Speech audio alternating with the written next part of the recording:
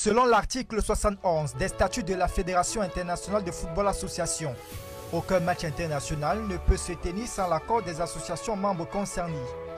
Dans le cadre du duel très attendu entre les Lions indomptables du Cameroun et les Requins bleus du Cap-Vert, la FECAFOOT reste donc un interlocuteur incontournable de la FIFA dans l'organisation de cette rencontre. La FECAFOOT ne peut pas être complètement mise à l'écart de l'organisation du match contre le Cap-Vert parce que c'est la FECAFOOT qui est l'intermédiaire direct de la FIFA. Il ne faut pas oublier que c'est un match FIFA. Dans cette posture d'association membre de la FIFA, la FECAFOOT est l'organe compétent pour assurer la réception et le logement de l'équipe visiteuse, le Cap-Vert, ainsi que les commissaires des matchs de la FIFA.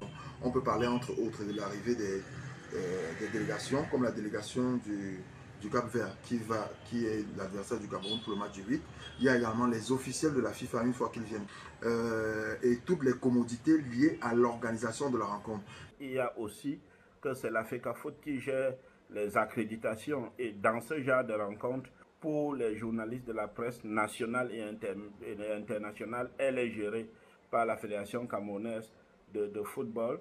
Des missions non facultatives pour la fédération sous peine de représailles de l'instance faîtière du football mondial. Et si la Fédération camerounaise de football manquait à une de ses obligations, elle serait directement frappée par la FIFA. Dans les faits, le ministère des Sports et de l'Éducation physique a pris les devants pour faire face au retrait de la fédération dans l'organisation du match de samedi. Pour sa part, la FECAFOOT rappelle les missions qui sont les siennes dans une correspondance adressée à la tutelle. Il s'agit notamment de l'émission des billets d'avion pour les joueurs sélectionnés, la réservation des chambres d'hôtel, le paiement des stades et la